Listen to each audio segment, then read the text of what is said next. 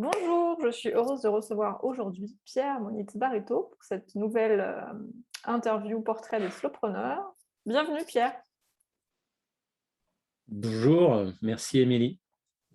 Alors Pierre, tu es ici aujourd'hui puisque tu viens de sortir le livre Slow Power, le super pouvoir de la lenteur. Oui.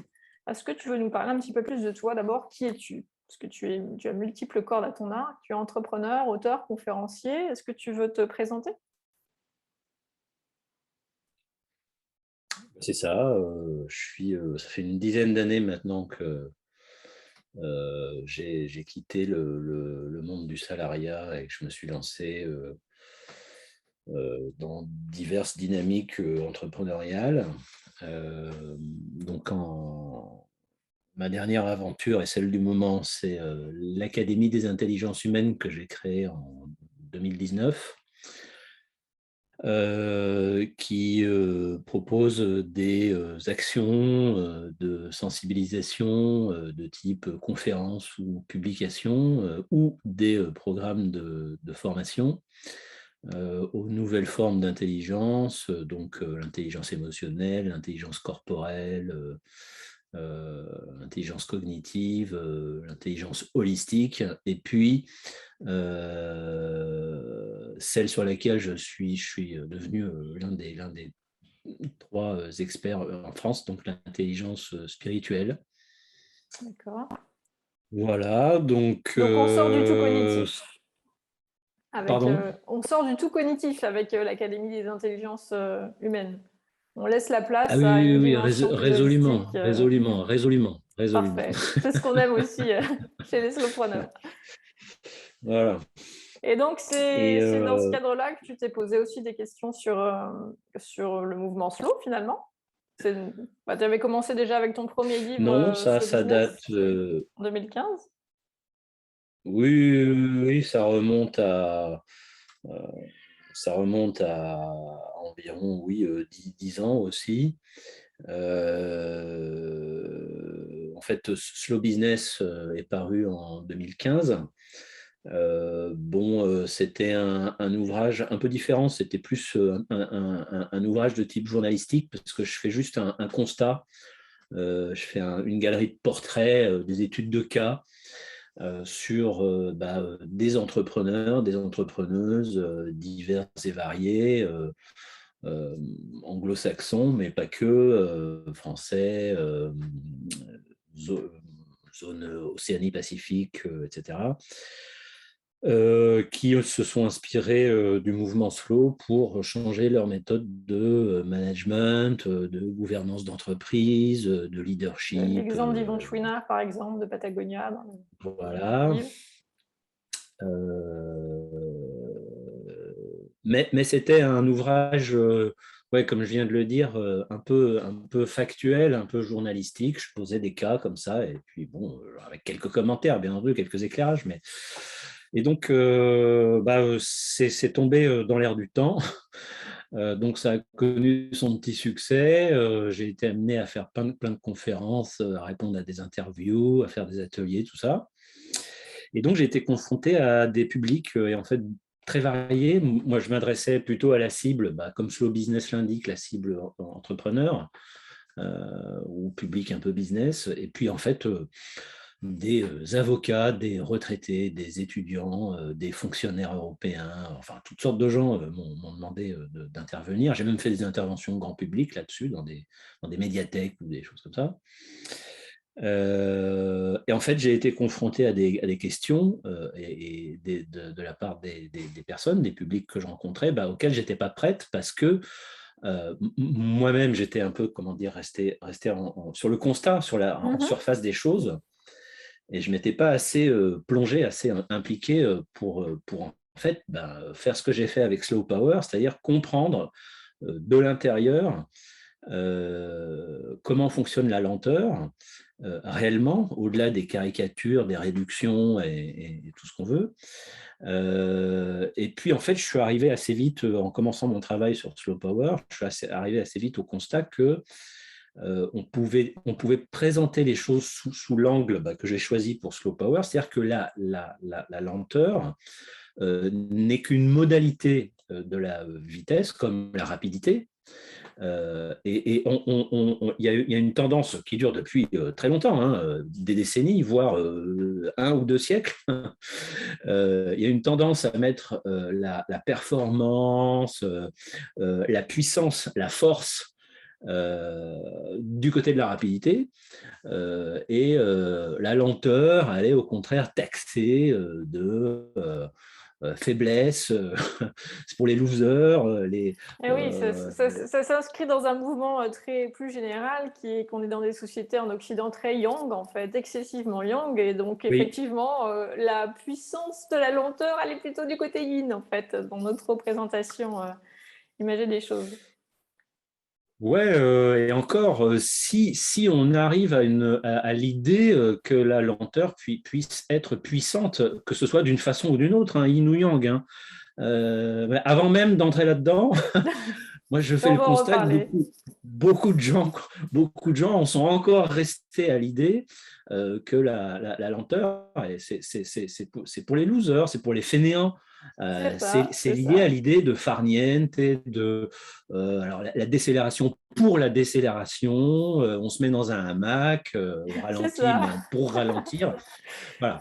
Alors que c'est On pas est l'idée. confronté à ça aussi avec le slowprenariat, hein, quand on leur dit, il faut que je Ah leur dise, oui, ben non, c'est pas pour oui, les oui, tout à feignants, fait. c'est pas que pour les femmes enceintes, il faut expliquer parce qu'on est encore, bien que comme Ouais. tu le dis dans le livre, avec le confinement, la pandémie, de plus en plus de monde s'est ouvert quand même à Ah oui, ce mouvement-là. ah oui, Donc on sent oui, oui. que Ça ça y est, progresse, ça ça progresse, progresse. en effet. Est-ce que tu peux Et c'est et c'est Pardon. vrai que le Covid a été un accélérateur de compréhension, puisque tous ces confinements et autres ont plongé les gens dans des expériences où ils ont été scotchés dans le temps, C'est ça. volontairement ou involontairement. Et il a bien fallu qu'ils découvrent qu'il y avait d'autres façons. Et c'est le côté positif de tout ce qu'on a vécu, qui était compliqué par ailleurs, hein, qu'il y avait d'autres façons de continuer à travailler ou d'appréhender leurs activités, ou de créer des nouvelles choses, ou de se réinventer, et sur une autre modalité. Et c'est vrai que à l'occasion en 2020 en tout cas, alors que j'étais en train d'écrire, j'ai constaté une résurgence de l'intérêt pour le slow et tout ce qui tourne autour, quoi. Ça c'est sûr. C'est vrai, on l'a constaté aussi, de plus en plus de monde. Maintenant, en dehors de nous, les slowpreneurs parlent de slowpreneuriat, donc ça progresse, effectivement. Est-ce que tu pourrais nous parler du rêve que tu as pour le monde? Parce qu'il y a quand même un fil rouge dans les choses que tu fais, entre l'Académie des intelligences humaines et tes 2 livres sur le mouvement slow. En gros, pourquoi tu fais tout ça? Est-ce que tu as une motivation On aime bien chercher le big why, nous, chez les slowpreneurs. Ce qui motive au-delà de l'argent, voilà, Oui, pourquoi oui, tu fais oui. tout ça? Le big why. Alors, je vais devoir faire un gros pas de côté. Vas-y. Mais je sais que tu es sensible à cette dimension-là, et donc que les slowpreneurs et slowpreneuses sont également vont être OK avec ce que je vais dire. Enfin, je suppose, en tout cas. Bon. Tout vient d'une expérience spirituelle assez forte que j'ai faite à l'âge de 15 ans, en fait. Donc une expérience de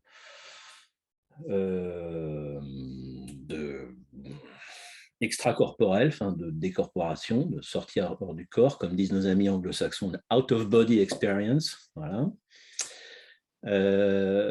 Qui m'est tombé dessus de façon évidemment totalement inattendue. Je commençais tout juste mon adolescence.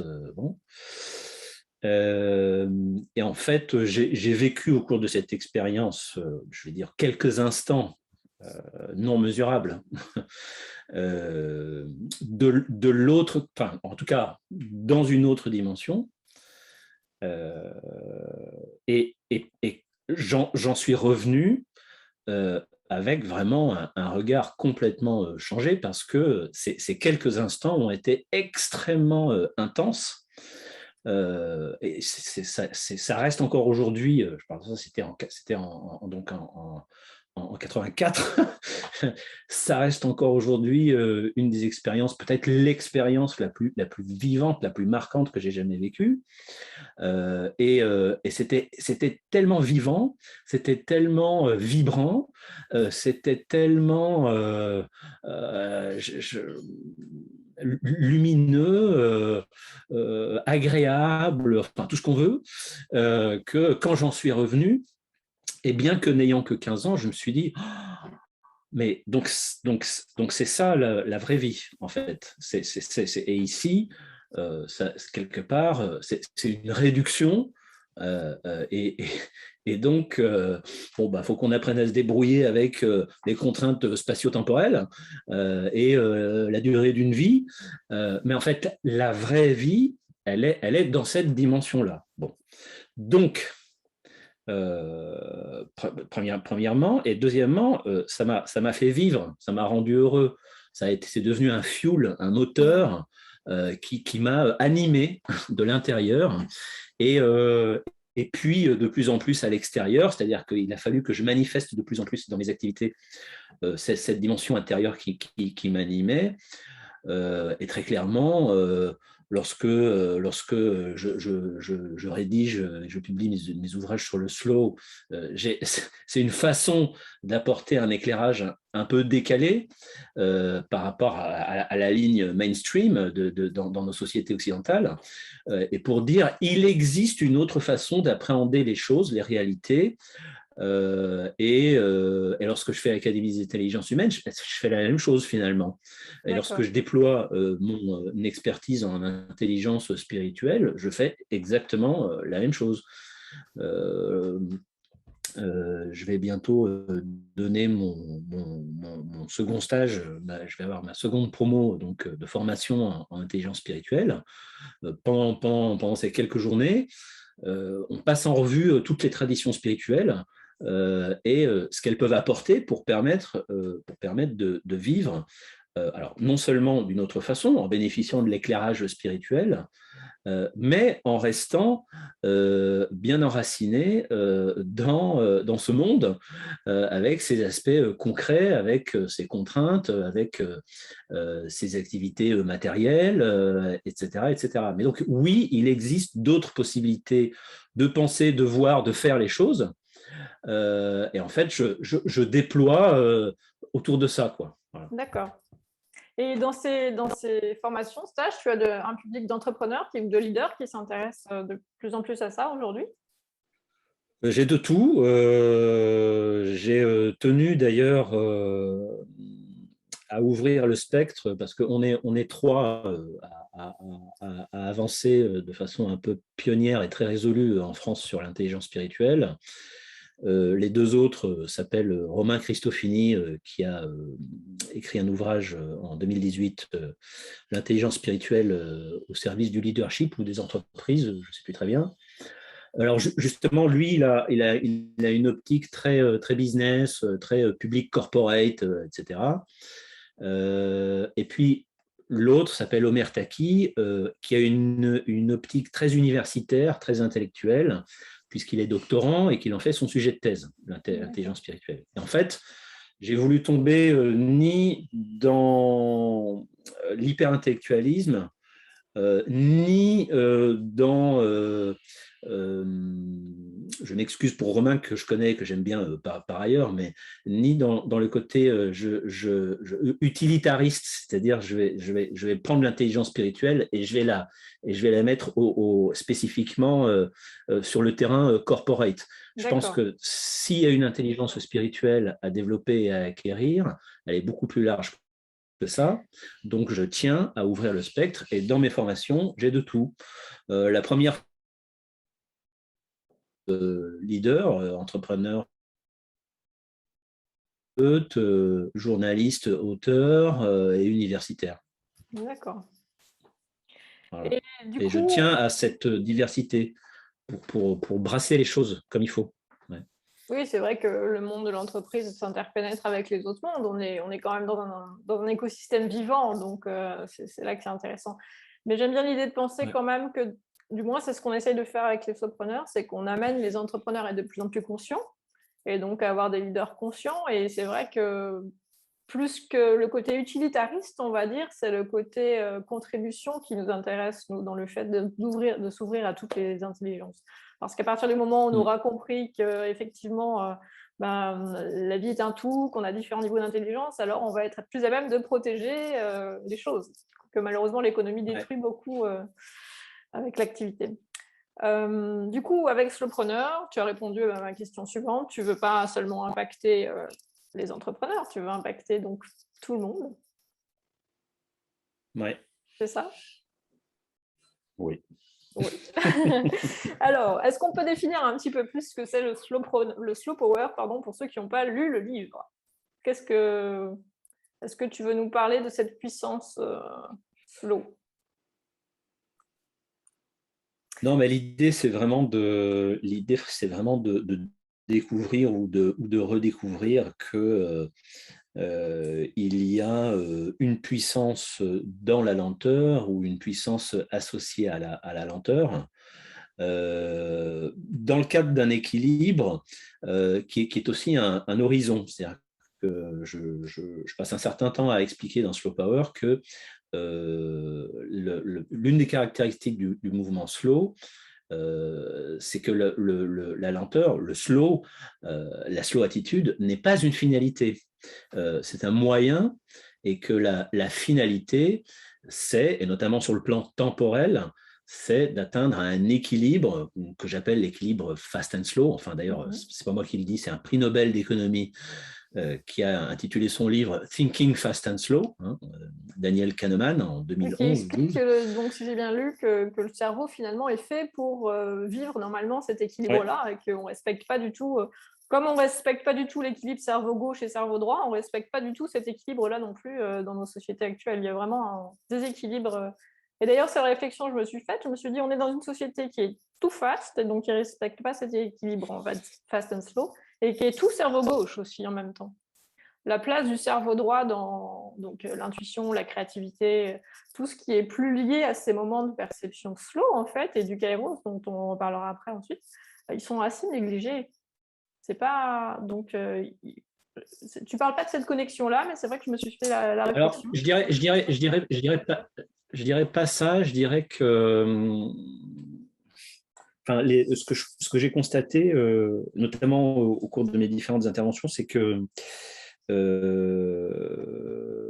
les niveaux de conscience et les groupes de conscience sont assez séparés. C'est comme si on avait, d'une part, par exemple, dans le monde des grandes entreprises, on avait des gens, effectivement, à dominante cerveau gauche, à dominante fast, performance pour la performance, etc., etc. Mais il existe des tas de personnes, d'individus, de groupes de personnes qui fonctionnent sur le mode cerveau droit, avec des ouvertures artistiques, culturelles, intellectuelles. J'ai des amis artistes, musiciens ou même artisans qui fonctionnent très bien comme ça. C'est plus cet équilibre des deux. En fait. Ça forme deux masses qui se rejoignent assez peu. Ouais. C'est exactement ce qu'on essaye de faire avec le slowpreneuriat, c'est ça qui est intéressant, c'est de jouer sur ces deux types de leadership. Donc, du coup, j'utilise plutôt les mots taoïsme et le yin et le yang, parce qu'en fait, c'est ça, c'est réunir aussi nos deux façons de faire, donc l'hémisphère gauche et l'hémisphère droit, et du coup, cet équilibre fast and slow est très parlant. C'est pour ça que je suis ravie que tu écris ce livre, parce que du coup, ça éclaire pas mal de choses, en fait, par rapport à ça. Et alors, j'ai juste une petite citation pour ceux qui nous écoutent et qui n'ont pas encore lu le livre. Donc, la réponse à ta question, c'est quoi ma question, c'est quoi le slow power? Ce que tu dis dans le livre, c'est voir la lenteur comme une porte ouverte vers une énergie potentielle mise en permanence à notre disposition, afin que ce qui doit sortir des limbes de la potentialité puisse réellement s'accomplir de la façon la plus adaptée qu'il soit. Ça, j'ai beaucoup aimé. Parce que c'est vraiment, voilà, on ouvre les potentialités en se mettant dans ce rythme, on va dire.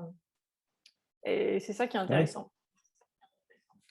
Une des caractéristiques de la puissance de la lenteur, du slow power, c'est que, par exemple, en acceptant à certains moments, dans certaines circonstances, pour moi, tout est très circonstancié. Hein. de se poser, de décélérer, de prendre du recul avec nos sujets de préoccupation, nos activités, etc., on peut faire quelque chose, par exemple l'alignement, on peut s'aligner, et en s'alignant, on peut s'accomplir mieux et accomplir la tâche ou les tâches qu'on a à réaliser mieux également. Bon, ça, c'est un exemple parmi d'autres de la puissance de la lenteur. Et effectivement, si on est tout le temps comme un hamster dans sa roue en train de continuer à tourner le plus vite possible et sans s'arrêter, à un moment donné, on va dans le mur. Voilà. Je pense que l'une des principales causes de burn-out, une des grandes maladies de ces dernières années, professionnelles, mais pas que, une des principales causes de burn-out, c'est ce manque d'équilibre, oui, fast and slow, c'est ce manque d'équilibre cerveau gauche, cerveau droit, en particulier dans le monde des entreprises, où il n'y a pas assez de place. Les dispositifs, les mécanismes qui sont mis en place ne laissent pas assez de place, pas assez d'espace à une marge de manœuvre plus souple, plus ouverte, qui permet aux gens de retrouver leur équilibre. Et donc de retrouver, j'ai envie de dire, leur vraie performance, c'est-à-dire leur capacité à s'accomplir et à accomplir mieux. Alors du coup, c'est bien que tu dis ça, parce que tu replaces dans le monde de l'entreprise, et ça va rejoindre une question que Thibaut voulait que je te pose. Donc c'est comment vois-tu le leader de demain avec le slow power? Admettons que c'est quelque chose qui s'installe, qu'on puisse le transmettre de plus en plus, l'expérimenter de plus en plus. Ben, nous, c'est ce qu'on essaye de faire avec le slowpreneuriat, mais bon, j'espère que ça va se diffuser plus largement dans toutes les entreprises. Comment quelles seraient les qualités du coup du leader en mode slow power, on va dire? Je ne sais pas comment on pourrait formuler ça.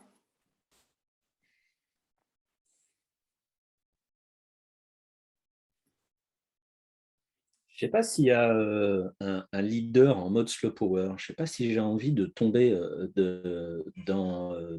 Alors, il y a un mouvement qui s'appelle le leadership régénératif, qui m'inspire beaucoup par rapport au slowpreneuriat. Ça me plaît. et pour moi, ce leader régénératif, vraiment, il faut qu'il intègre cette puissance slow, vraiment. Parce que ça fait, voilà, ouais. On a parlé de prendre des temps d'alignement, de connaissance de toi, de soi, d'introspection.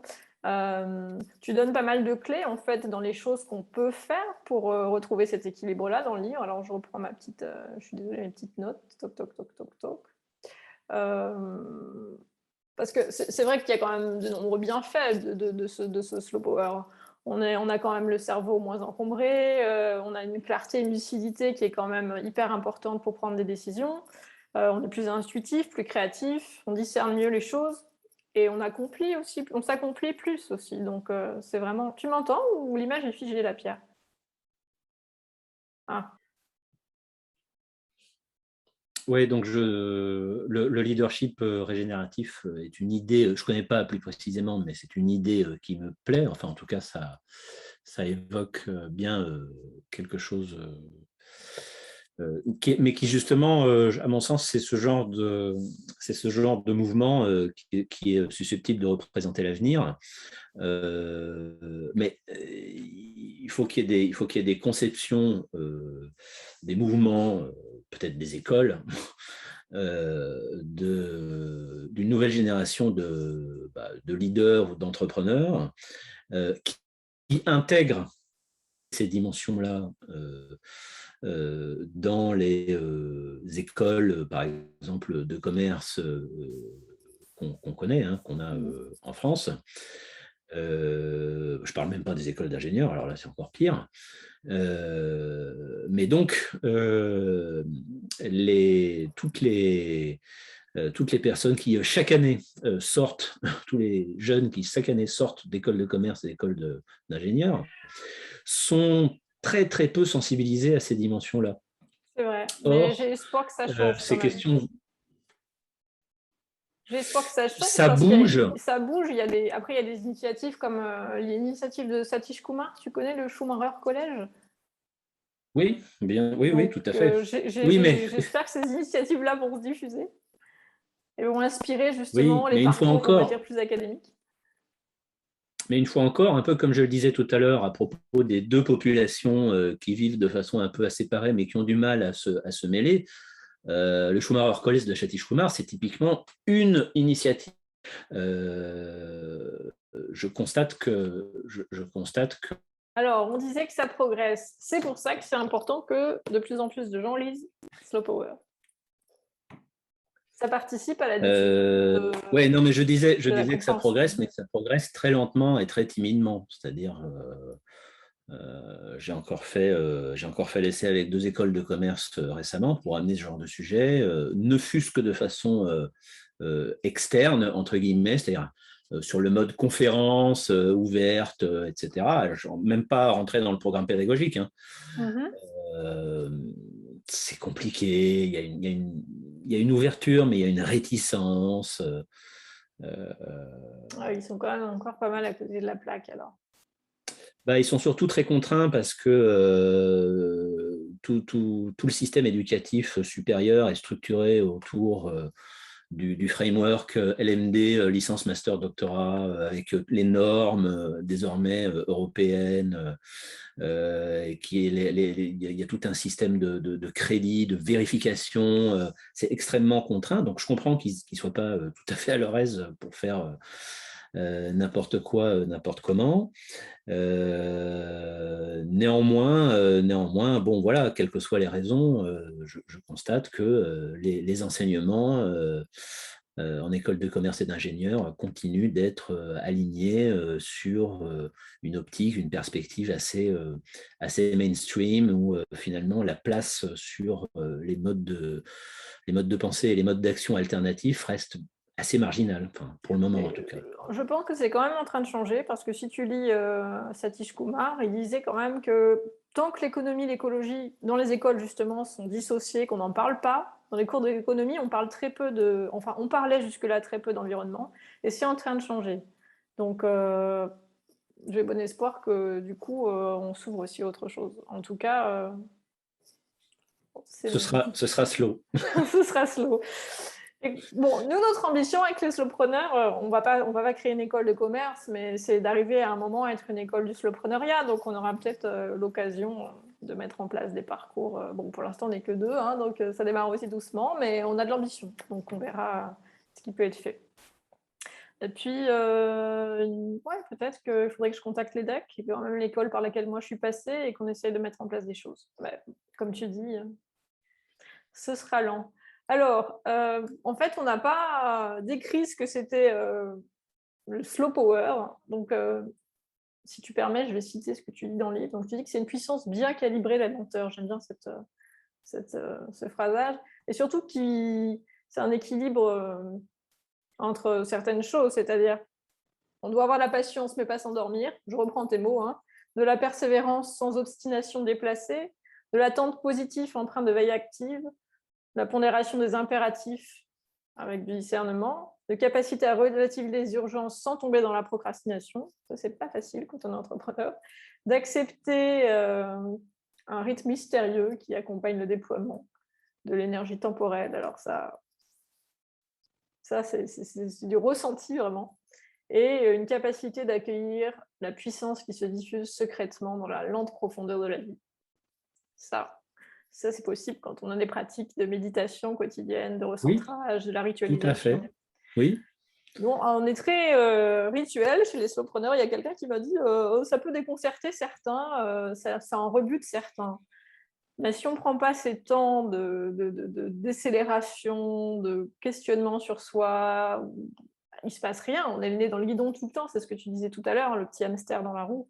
Donc, j'aime bien, dans le livre, tu parles de ton expérience avec le bâton dansant. Juste prendre le temps de laisser le bâton dansant. Voilà, ça prend pas beaucoup de temps, ça. Je suis toujours stupéfait. Tiens, je vais faire une petite expérience.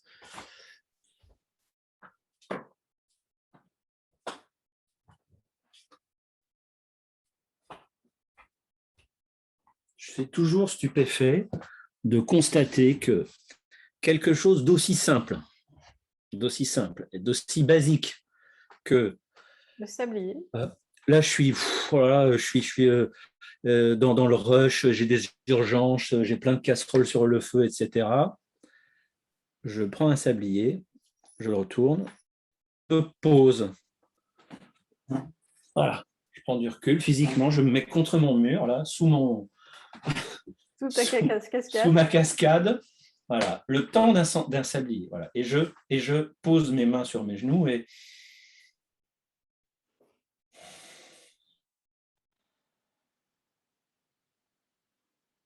je regarde, le sablier il est en train de s'écouler. Je ne sais même pas combien il dure, celui-là, 3 ou 5 minutes. Voilà. Mais qu'est-ce que c'est que 3 minutes? C'est rien. Eh ben, C'est eh sûr. ben, ça surprend et ça déstabilise beaucoup de gens. Disent, Mais tu sais, ah bon, mais non, mais comment mais... On a commencé nos ateliers pendant la Slowpreneur Week par un rituel d'ouverture et de fermeture. Et c'est ce qu'on leur a fait faire. On leur a fait faire des grandes inspirations, prendre le temps de se réancrer. Et en fait, certains n'avaient pas l'habitude de faire ça. Mais si on commençait tous nos réunions comme ça, déjà, on aurait dû faire ça en commençant.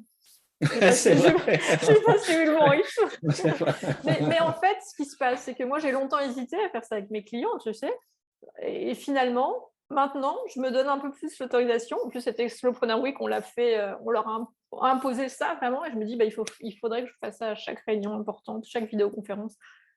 On instaure des nouvelles façons de faire et des pratiques. Et les personnes qui sont venues à la Slowpreneur Week, qui se sont levées pour être présents à 6h45 et faire 30 minutes de méditation, visualisation guidée, ils nous ont dit, déjà se lever plus tôt et poser ses intentions pour la journée, j'y avais pas pensé. Et moi, je me dis, mais c'est tellement simple. Les choses qui nous paraissent simples ne sont pas pour tout le monde. Donc, en fait, il faut continuer à diffuser des pratiques, même les plus simples, parce que chacun est dans son rythme. Déjà, se lever avec le téléphone portable, en réveil, on commence mal la journée déjà. Ou allumer la radio tout de suite, ou boire le café tout de suite. C'est toutes ces choses qui font que la journée commence mal. Et ce temps du matin, il est très sacré. Donc, je ne sais pas s'il fait partie de ce que tu appelles le kairos ou pas. Ça dépend comment on l'utilise, en fait, aussi. Le temps... De nouveau, je t'entends. Est-ce que tu m'entends? Oui. Voilà. Oui, c'est pour ça que la phrase que tu citais tout à l'heure a l'air d'être une phrase très théorique, très poétique, très ésotérique, même se réinstaller dans le flux mystérieux, la durée de la vie, etc. Ben oui, mais ce que je ne comprends pas, moi, alors effectivement, ça passe par certains dispositifs, ça peut passer par des petits rituels X, Y, Z le matin ou l'après-midi. Par exemple, ma femme, qui est pourtant une entrepreneuse, une serial entrepreneuse de très bon et de très haut calibre, elle a redécouvert, peut-être grâce à moi, je ne sais pas, elle a redécouvert l'intérêt et la puissance de la sieste. C'est-à-dire ce temps qu'on s'accorde pour finalement, dans une journée de travail classique, pour retrouver un nouveau souffle. Oui, alors être dans un acte, une dynamique de régénératrice ou active, qui participent au leadership d'aujourd'hui et de demain, qui participent par exemple à la clarté d'esprit pour prendre une bonne décision. C'est aussi simple que ça. Comment on est dans un monde complexe. On doit prendre des bonnes décisions, on doit faire les bons choix, discerner ceci, cela, etc. Ajuster, par exemple, on négocie un partenariat. Bon. Mais comment est-ce qu'on prétend faire des choses comme ça si on n'a pas l'esprit clair, le mental reposé, si on n'est pas équilibré dans tous les sens du terme, de manière complète, de manière holistique, alors après on s'étonne que des gens prennent des mauvaises décisions, doivent rétropédaler. Alors il n'y a pas pire en termes de perte de temps, perte d'énergie et perte d'argent que de se précipiter dans des actions et de devoir rétropédaler. Alors ça, il n'y a pas pire. Il Donc, faudrait dire ça aux hommes politiques. ben, Eux aussi, ils oui, auraient mais besoin du c'est marrant parce que On parlait des entrepreneurs et en fait, dans le livre, tu parles des moines bénédictins. Et je trouve ça intéressant parce qu'en fait, tu aurais pu parler des sikhs aussi, qui réussissent énormément et qui ont une vie spirituelle en termes de business et qui ont une vie spirituelle très développée. Donc, ils alternent ces moments, en fait, de retour dans leur territoire intérieur, d'introspection, de méditation, et une activité qui fonctionne. ouais, j'aurais pu parler des sikhs. Non, l'idée, c'était pas de te dire tu vas pas parler des sikhs, mais voilà, en fait, finalement, l'entrepreneur moderne aurait tout intérêt à. Bon, je Ah ne oui, leur dis oui, pas oui. d'aller faire Non, des mais matines et de prier toutes les que 5 minutes, ce mais soit, de que ce s'imprégner de ce soit fonctionnement-là. ouais, que ce soit en regardant ce que font les sikhs ou ce qu'ont fait les moines bénédictins pendant des siècles, je veux dire, il est largement démontré par ces gens-là qu'il est possible de réussir, entre guillemets, enfin après, qu'est-ce que ça veut dire réussir, mais en tout cas, De faire prospérer une communauté. voilà, et de faire avancer le schmilblick pour tout le monde dans le bien commun. Bon, de manière correcte, de manière sérieuse, de manière positive, tout en préservant, oui, et en cultivant son jardin intérieur, donc en privilégiant le retour sur soi-même, donc des moments de pause, des moments de réalignement et ce genre de choses. Oui, c'est largement démontré, mais voilà, le XXe siècle, quelque part, le XXe siècle est passé par là. Et le XXe siècle a fait pas mal de dégâts, quoi. Il a déconstruit la légitimité de ces initiatives-là et de ces communautés-là en remplaçant par d'autres modèles qui sont devenus dominants, notamment pendant les Trente Glorieuses. Et la machine a fait beaucoup de mal. Tu parles dans ton livre du temps des mains. Satish Kumar, que je citais tout à l'heure, fait aussi accorde aussi beaucoup d'importance aux mains. Et on est dans un monde, et moi aussi d'ailleurs, on est dans un monde où on passe beaucoup de temps derrière un écran, face à un écran. Notre temps d'écran est exponentiel. Et à côté de ces temps de méditation, on va dire plus spirituel, on a quand même ce temps des mains qui nous manque et des retours à des pratiques manuelles, artistiques, créatives. Ça aussi, ça participe d'une vie plus équilibrée. Et voilà, donc c'est aussi. Je vais faire une autre expérience. J'ai amené un sablier tout à l'heure. Je vais faire une autre expérience. Vas-y.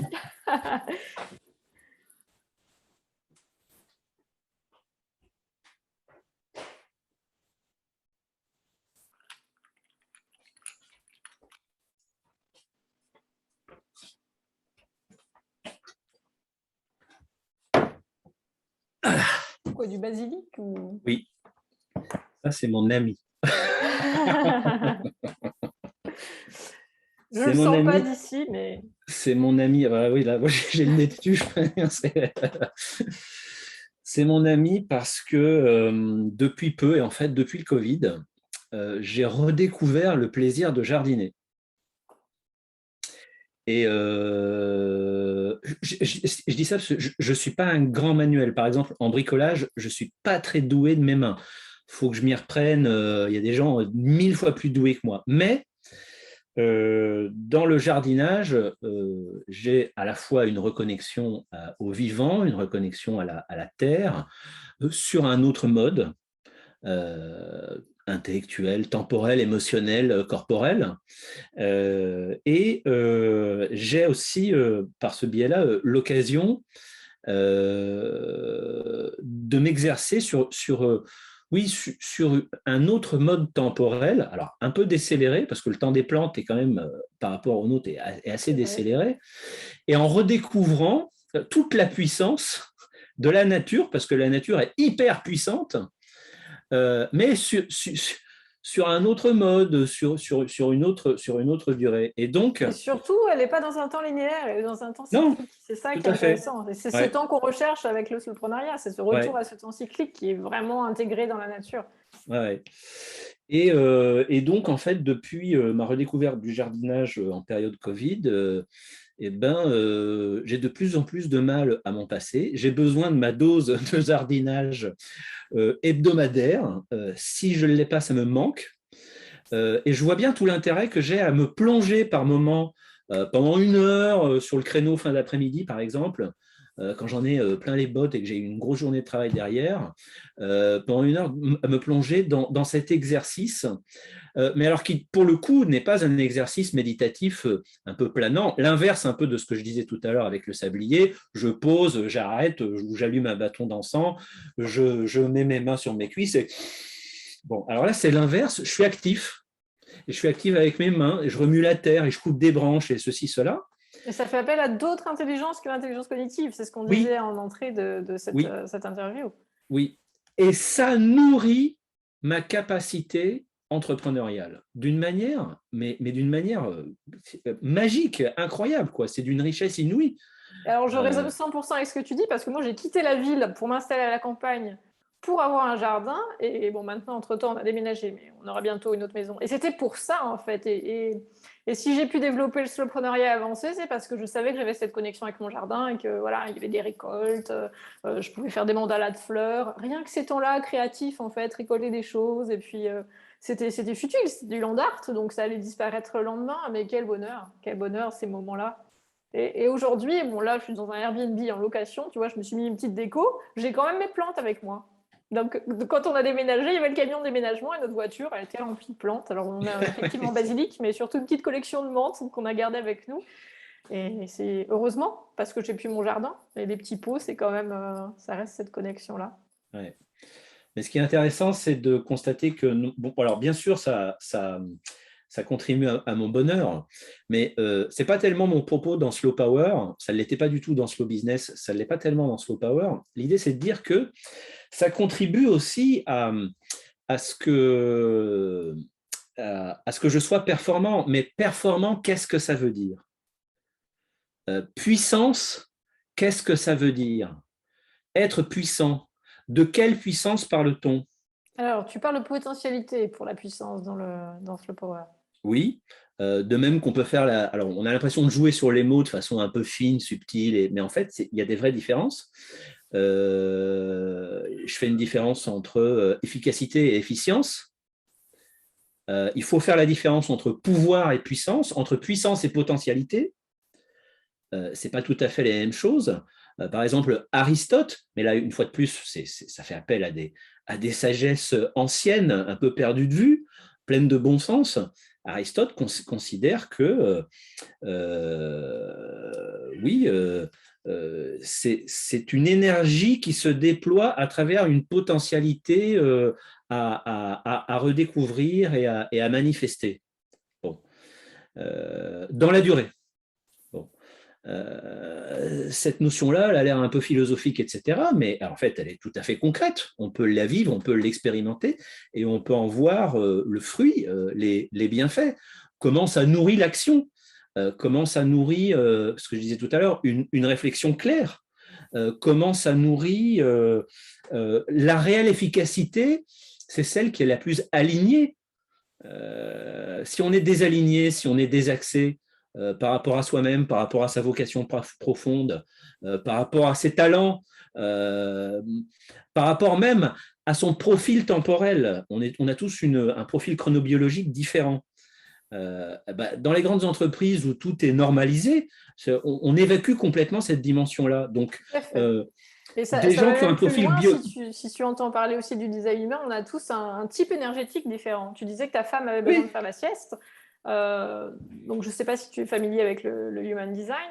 Bon, certains types sont vraiment sans énergie et d'autres sont des moteurs. Moi, par exemple, je suis générateur, donc j'ai une énergie constante. Mon compagnon, lui, projecteur, il a vraiment besoin de faire la sieste. Il n'a pas cette énergie-là.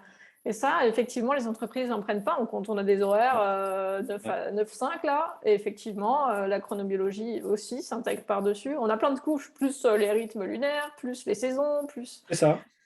toutes ces choses-là, effectivement. En fait, quand on parle de... Je ne sais pas si c'est toi qui disais ça, qui disait que la productivité, c'était pas faire plus, ou c'est peut-être pas dans Slow Power.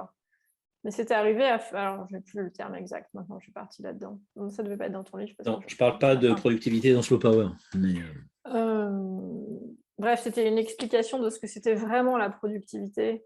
C'est réussir à faire ce qu'il faut faire. Ah non, c'est pas toi, c'est une vidéo que j'ai vue hier de Mike Killen, qui est un coach marketing, qui disait, voilà, c'est réussir à faire les choses qui doivent être faites, les plus importantes. Mais encore une fois, il faut réussir à avoir cette clarté d'esprit, de savoir ce qui est important ou pas. Et alors, c'est ça aussi que j'aime bien, c'est que je reprends mes petites notes, toc, toc, toc. Tu parles des pauses de désurgentisation. Ben oui, j'étais en train d'y penser. Alors, il existe de nombreux types et genres de pauses. J'y consacre toute une longue partie dans Slow Power, mais je vais juste prendre un exemple qui, pour moi, est l'exemple par excellence. C'est ce que j'appelle la pause annuelle existentielle. C'est-à-dire, et je l'ai pratiquée pendant de nombreuses années. Je la pratique encore, bon, pas de façon super régulière, mais encore un peu. Prendre quelques jours de retraite quelque part. 3 jours.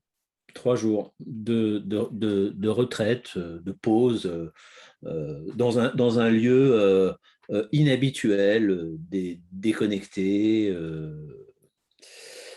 et faire un exercice, en profiter pour faire un exercice de relecture de vie, alors qui est un exercice qui vient de la tradition spirituelle ignatienne, qui consiste à revisiter une durée X, c'est un mois, c'est une année, souvent c'est une année.